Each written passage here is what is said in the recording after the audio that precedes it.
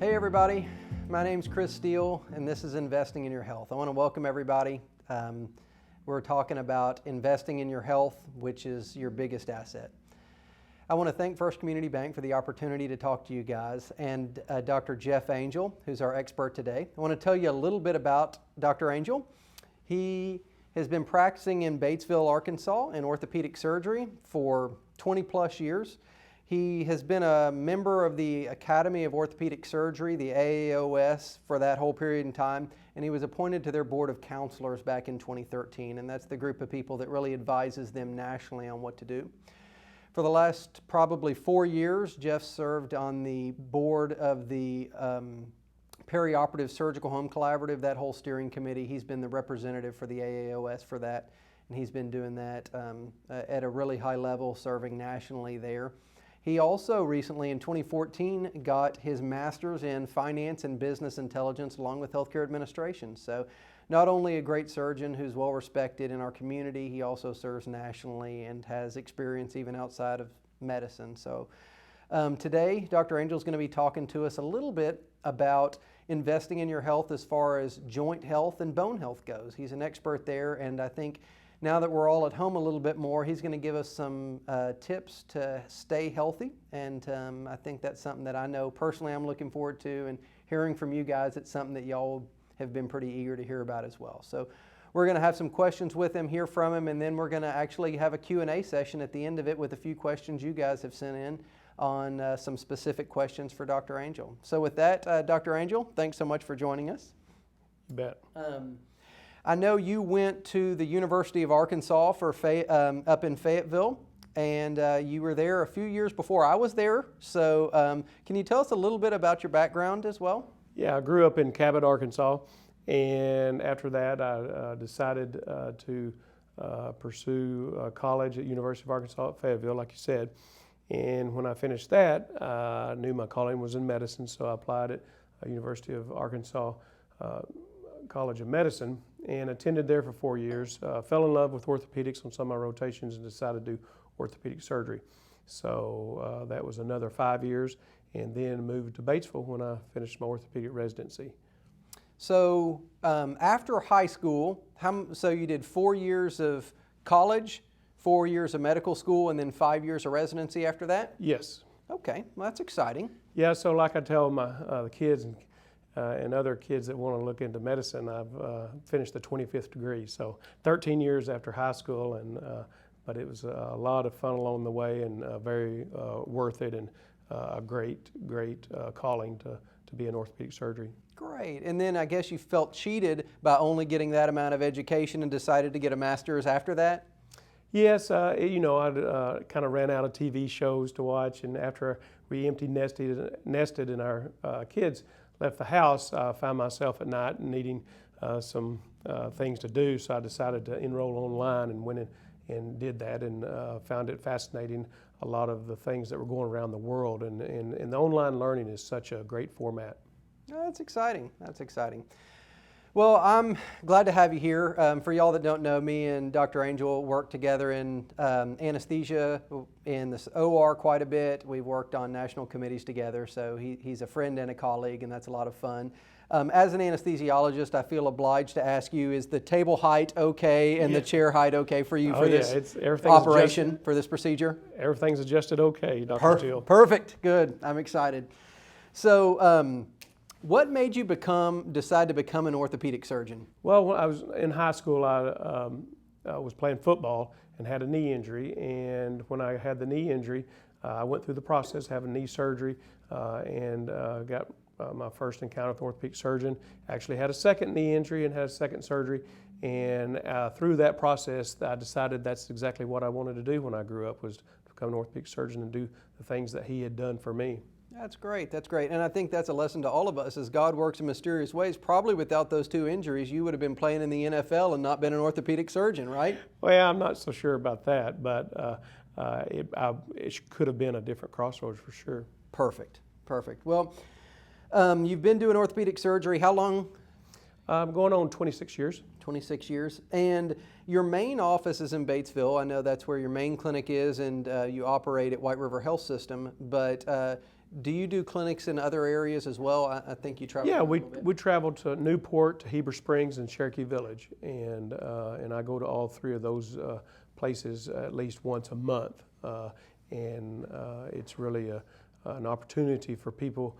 Really enjoy not having to travel, even if it's on one, through their treatment process, but also it allows us to have a little break with myself and our staff to kind of do things in a little bit different way. That's exciting. I know I've been hearing about telehealth. That's been kind of big over the last couple years. Have y'all been able to incorporate that into your practice as well? Yes, we do offer telemedicine, and it's a way that during this time of the COVID, or any type, even during the flu season, patients who don't want to go to the doctor's offices or are afraid for any reasons, or maybe they don't have a ride and don't drive anymore, could be able to access us, and still, even with simple devices now, they're getting more simple with the technology, how to use it, be able to see a physician, and our clinic does offer that service, and we're able to look and see if there's any swelling in, let's say, the knee. We're able to ask people to move their arm or their leg, and then offer some services like medicines, therapy, treatments over that access, either through the telemedicine or the phone. So it's really helping us access patients that otherwise wouldn't want to come in. I think that's really exciting and something for our listeners to hear. I know this past year was the first year I ever personally used telemedicine for myself and my family, and it was something that it's a little nerve-wracking because you're not used to communicating your health needs remotely, but I know when I actually did it, it was a much shorter wait, great service, things got called in, and rather than taking a large part of my day, it took very little time and it was very convenient. So for any listeners that haven't used that, I really recommend that modality, especially in times like this. Keeps you from traveling, and really good for your health. You talked about COVID-19 and those things. I know you practice at White River Health System. I know they've taken a ton of precautions. They seem to really be on the leading edge. I know they've been screening for a long time and really pride themselves on keeping their patients safe. So with that, what are your thoughts on the efforts that they've been doing? Well, I think they've kind of led, like you say, the region and the state. I know they've had other hospital systems asking them what we're doing, because we were one of the first ones who started the screening that now you see everywhere with the temperature screening when people walk in the doors. Even doctors, we have to go through the only 1 or 2 doors that are open at the hospital, be screened to make sure that we're not having any respiratory symptoms, make sure we don't have any fever. So that is one of the places leading. Also, there's a lot going behind the scenes. There's a command center where there's people monitoring the emergency room, parking lot, the COVID drive-up, where you can do screenings outside. And if you're real symptomatic, you're triaged, and if you're very sick, then you immediately, of course, come into the hospital in a segregated area away from other patients. And then if you're not, then you may just be counseled to monitor. If your symptoms get worse, come back. So it's a very detailed, oriented plan at the hospital, and including the measuring and application and acquisition of PPE, which is patient protective equipment for our healthcare providers and our patients who come in, whether they need masks and different equipment for according to patients have COVID. So I'm very confident that the hospital has taken the measures to not only help the public when the public needs help with COVID-19, but also in maximizing the protection of the employees and the healthcare providers taking care of those patients. That's exciting. Well, I think with telemedicine and all the precautions being taken, that's definitely a good thing. I want to kind of pivot a little bit and talk about what our viewers can actually do at their own homes in relation to bone and joint health. I know I've heard that some of the cases that you've had on schedule have had to be delayed a little bit, so you've probably got some patients that you know of personally that are having some knee pain or joint pain that may be on the schedule for surgery, but they need that to be delayed a little bit until some of the high acuity problems pass. So with that, is there any recommendations you would give those patients that are at home right now? Yeah, so there's patients that we're being asked, in all systems across the nation, being asked not to do elective surgeries. And the reasons for that is, number one is we don't want to drain down our protective equipment we talked about. So healthcare providers, there's only a certain amount of healthcare equipment. So if a hospital gets overrun with a lot of COVID patients, we'll need that equipment to protect healthcare workers and to protect patients. And so we're trying to keep the stock of that up high. Another reason is if you're in a high risk group of being over 70 or having a lot of different kind of medical comorbidities or medical conditions that are severe, we don't want those patients coming and getting surgery that could be put off for a month or two during this time. So we've asked patients to maintain at home. So to maintain at home, if you've got something that's really hurting and you think you need your surgery and it's borderline, if it's 30 days that you could stand it, we would ask that you use the things that we consider conservative musculoskeletal health, which is using modalities like heat and ice, doing elevation if the part is swollen, gentle range of motion, try not to stress that joint or that part that is either injured or very arthritic, and also taking good care of yourself with proper sleep, proper nutrition. All of those things will help the body through a difficult time until you can get that surgery that we're putting off for a month, 2 months. Gotcha.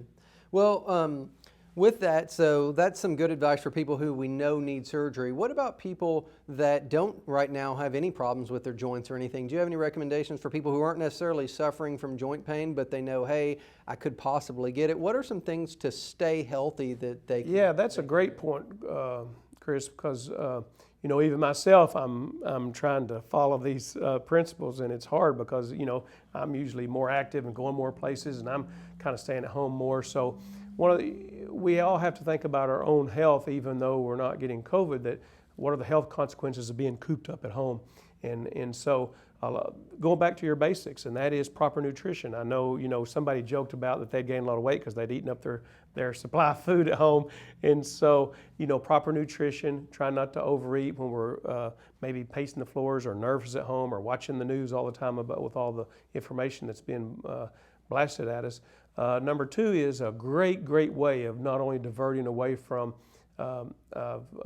nervous eating or snack eating would be to activities. Mm-hmm. So keeping busy, and the more strenuous that activity, if your health allows, is the better. So doing some exercise during the day, but also if you live in a place that's not in a tight-knit apartment with other people, being able to go outside, do some walking, doing some activities in the yard, it's springtime, so doing some yard activities would be great ways of your health.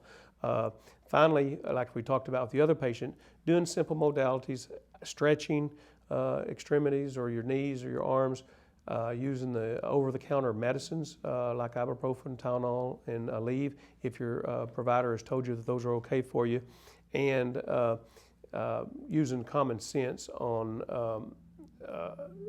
of using your activities to where you can not overdo it and get an injury during this time. Mm-hmm. So those are the things to keep healthy at home. Gotcha. Do any vitamins, any recommendations? Some people are using lots of vitamins or multivitamins. Any recommendations from an orthopedic standpoint on that? Yeah, so it's a controversial area in many areas, among surgeons, among medicine doctors, among healthcare professionals, among nutritionists. And so I don't think there's any one way that can say this is the way that you should be doing it. Mm-hmm. But I personally do take some extra vitamin C. I make sure I take vitamin D since we're not getting as much sunlight on these cloudy days. And also there are other supplements that may be beneficial. We don't have exact proof of it, but a lot of times there's no side effects to them, so why not if you can afford them? So I wouldn't spend all of my money on supplements thinking that they do everything, but at the same time, taking a few of them that you've studied about, I think may be a prudent thing. Gotcha. Well, that's definitely good advice from that standpoint. So that kind of talks about our joints. What about bone health? I know you have had clinics specifically just on people with weak bones or things like that. Anything specifically to recommend on what to do to keep your bones strong? So bone health in bones that are unhealthy, usually we're talking about osteoporosis or the softening of bone. And it is just programmed in us when as we age, we lose some of our bone density or the calcium in our bones. Some conditions may cause that to accelerate. Some medicines may cause it to accelerate, like if you're on steroids, or some of the neurological medicines for seizures can cause bone loss. So if you're high risk for either in age or in taking medications, we would recommend that you supplement vitamin D and calcium. Also, for other people who aren't at high risk, we recommend that a nutritional diet with well-balanced diet, have all the food groups and to get the nutrients you need. Also, if you're not getting sunlight, and most Americans, it's been shown, have periods of time where they're low on vitamin D. So a vitamin D supplement is recommended for most people. Also, would recommend activity. There's actually a thing called Wolff's Law, which means bone responds to pressure and activity. So the more you walk, the more you lift weights, the more you do things, the sturdier your bones are, because they actually attract calcium as pressure is put on them. So the activities is important in decreasing osteoporosis. And finally, the things that can cause osteoporosis as well is smoking. So we advise stopping smoking, exercising, good nutrition. Those are the main things we can do to keep our bones good and strong. Great. Well, yeah, thank you so much on that. We got a few questions from our listeners specifically for you. And again, to all of our listeners, if you send an email, which at the end of this video, my contact information will be there. We'd love to hear feedback on this. We'd love to hear recommendations for future episodes. And we also would love Q&A for our different guests. So with that, one of them was, of all the stereotypes about orthopedic surgeons that you've heard, which ones are the most accurate? That's a good question. Well, we're stereotyped a lot, being loving technology and loving gadgets. But I think the one that fits the most probably is that we're glorified carpenters. Because when we're in surgery, we do use drills, we use saws, we use ratchet wrenches, we use all kinds of devices when we're repairing fractures with plates and screws, and also when we're doing total joints, we use those. So I think that probably is the stereotype that fits the best. That's fair. I've got a few stereotypes in my own mind that we won't mention now, but we'll go ahead and go with that. The next one was, I've seen some advertisements that you guys are using the robots for joint replacements. What do you guys do when the robot is operating? Okay, yes, the robotics. We're so excited to bring this to our area and to be able to use the robot. The robot actually doesn't do the surgery, as I explained to my patients. We actually do a CT or a digitized x-ray, so to speak, of the knees, if we're doing knee surgery. And it gives us a personal plan. So the CT scan is put into a computer, and a plan, we can put the prosthesis or the parts in the bone and on the bone in exactly the way we want them. So we customize the plan before surgery. And what the robot does is, when we go into surgery, it allows us to execute that plan with precision. So we're not off 1 millimeter, we're not off 1 degree of what we wanted in the computer. So when we're in there, we're actually grabbing the saw. The computer arm, robotic arm, is attached to the saw, and so it won't let us get outside that parameter. So the surgeon is still pushing, moving the devices like the saw to do the surgery, but the computer just has built in that it will lock up if we get it wrong angle, wrong depth, or whatever. So it's safer, there's less bleeding and exposure by the robot helping us do the surgery, and it's a lot more accurate and precise. So hopefully we have less pain and swelling, and it's more comfort around the surgery, but also just as important is we hope it lasts longer and there's a lot more success with the surgery because we put it in there exactly the way we want it. Instead of just using rough guides, we've got the robot that lets us put it in there precisely. Perfect. Well, cool. Well, that's good news. I guess right now you're actually doing something with the robot. I'm sure it's going to take at least 1 or 2 more versions for it to completely do it on its own, so we'll be waiting for that. I can tell you personally, I've been waiting for the time when the robot's advanced enough for anesthesia to be able to do the joint replacements, but it's going to a few more improvements to get to that point. So the last question we had for you was, rumor has it you got struck by lightning. Is that true?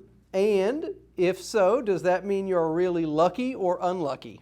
Well, I consider myself lucky, and it is true. I got struck by lightning. I was having a garage built by my brother, and he wanted me to help him cover some lumber. And I went out there, and before we knew it, a cloud was coming up. But the first thunder we heard was from this lightning, and it knocked me to the ground, and I didn't know anything, and was brought into the emergency room and spent the night in the hospital. And eventually even had some eye surgery as part of it, but I've 100% recovered and no ongoing things. So I consider myself lucky for it, and lucky in many things, including having a wonderful family and kids and grandkids that are healthy, having a wonderful career that I get so much gratitude and good feelings about helping people. So I consider myself lucky, including the lightning strike. There you go. Well, and that's a really good point. In times like this, they're tough. We know horrible things happen. There's a lot of anxiety and things, but it does give us a moment to pause to think about some of the things we truly are all fortunate about. And so with that, I want to thank everybody for joining us. We want to encourage you guys to correspond with us when possible. Send us emails, give us a call. We want to hear your feedback, ideas for future episodes if you have those.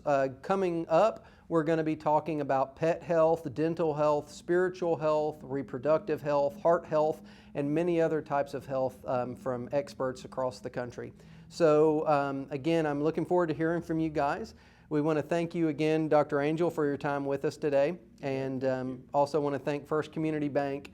And again, for everybody, I want to thank you for choosing to take time to invest in your health. Have a great day. Thank you.